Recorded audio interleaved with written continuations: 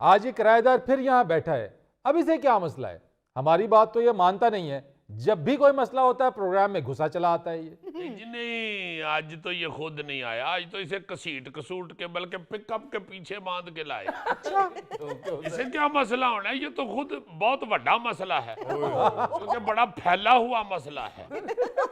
इस बार तो इसने हद ही कर दी है, उस बेचारे मालिक मकान को एक केस में फंसवा दिया है और स्यापा डाल दिया उसको इसने। अब ऐसा क्या हो गया? मैं बताता हूँ फरीद साहब, इसने मेरी इज्जत रोल के रख दी है। मैं महल्ले में किसी को मुंह दिखाने जोगा नहीं रहा। आज ये मसला यहाँ पे खत्म करके जाऊंगा। हाँ जी, इसने अपनी इज्जत के बैनर लगवाए हुए थे महल्ले में, जो मैंने उतरवा के फेंक दिए हैं। अब मर्द बनो। वो सिद्धू मूसेवाले का गाना नहीं सुने हैं? मुसीबत ते मर्दा उत्ते पैंदी रहंदी या।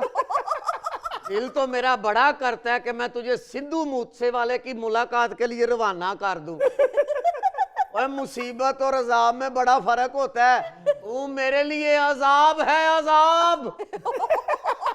फरीद साहब, इस 10 मरले के इंसान की वजह से मुझे थाने का मुंह देखना पड़ा है और 2 रातें हवालात में भी रहा हूं। मेरा लाखों का नुकसान हुआ है फरीद साहब। इस एयर बलून को कहें कि मेरा घर वेला कर दे। हुआ क्या है? आपको किस वजह से हवालात में रहना पड़ गया? वो होना क्या है पा फरीद जी, इसने गैस खींचने के लिए घर में वो गैस खिंचू लगाया हुआ था, कंप्रेसर। उन्होंने पहले छापा मार के मीटर अपने कब्जे में लिया। वो बिल मेरे नाम पे आता था, फिर वो मुझे भी उठा के थाने ले गए और 2 रातें वहां रह के आया हूं। तो क्या करें फरीद साहब, भूखे बैठे रहें? कैसे मैं अपने बच्चों को बिरयानी और कबाबों के लिए बिलकता छोड़ दूं? वाह वाह वाह, देखें जरा, इस बड़े कंप्रेसर ने गैस खींचने के लिए छोटा कंप्रेसर लगाया। क्या करें, गैस ही नहीं आ रही। वो तो तुम्हें क्या जरूरत थी कंप्रेसर लगाने की? तुम तो मुंह से ट्रक के टायर में हवा भर लेते हो। गैस के पैप के ऊपर मुंह रख के तुमने सांस खींचना था, पीछे 2 सिलेंडर गैस आना था। और फरीद साहब, पूरे इलाके की गैस चाहिए इसके बच्चों के खाने के लिए। 2 देगे खाते हैं इसके बच्चे। और मासूम बच्चों को कहीं नजर ना लगा देना। फरीद साहब, ये जिसको मासूम कह रहा है ना, ये कारपेट जितना पैम्पर लगता है उसे। वो पैम्पर पहन के खड़ा हो, लगता है कि नवा पुल बन रहा है तो पिलर चुके ने। और भाई, आपकी सेहत नहीं बन रही तो हम क्या करें? फरीद साहब, मैं ਜਦੋਂ ਇਹਦੇ कमरे ਝਾਤੀ मारी है ना, अपने पंजे च बोटी फसा के बैठा हुंदा।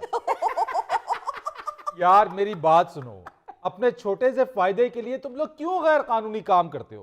तुम्हें मालूम है कि सुई नॉर्दर्न गैस ने इस वक्त क्रैकडाउन शुरू कर रखा है गैस चोरी और कंप्रेसर जो लोग लगा रहे हैं उनके खिलाफ।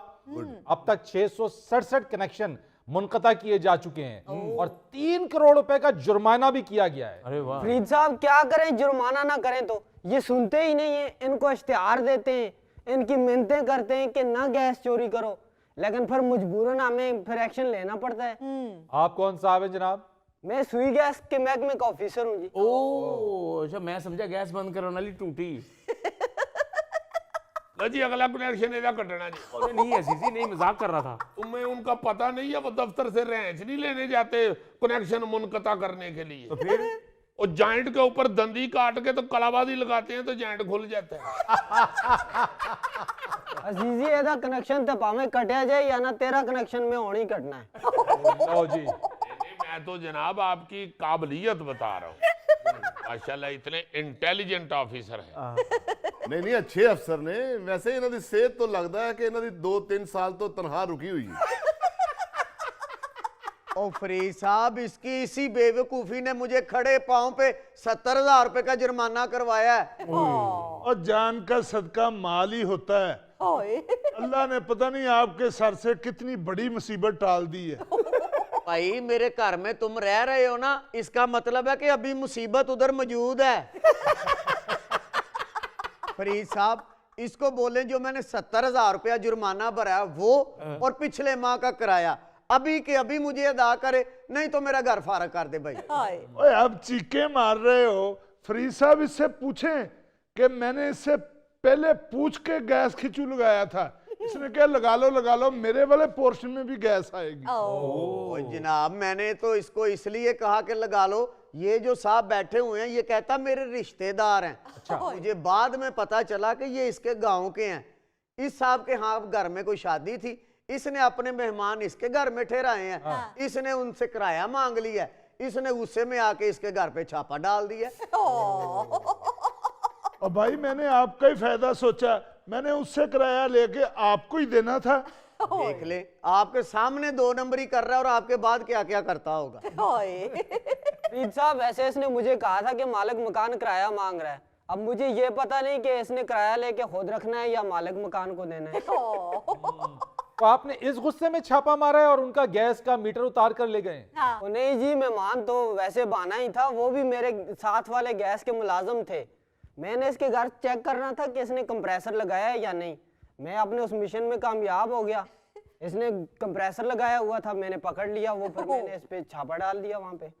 ओहो, बहुत अफसोस हुआ। टू मच पटी साहब, यकीन करो आपने दोस्त बन के एक दोस्त को डंग मारा।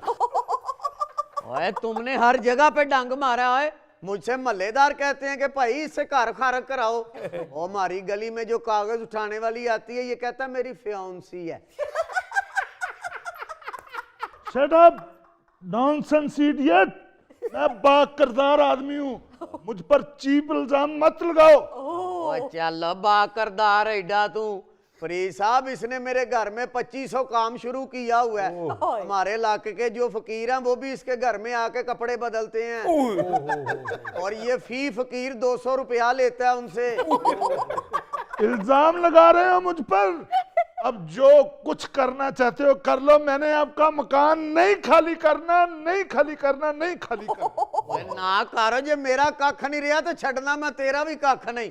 मैं उस घर ते राकेट लॉन्चर मार देना।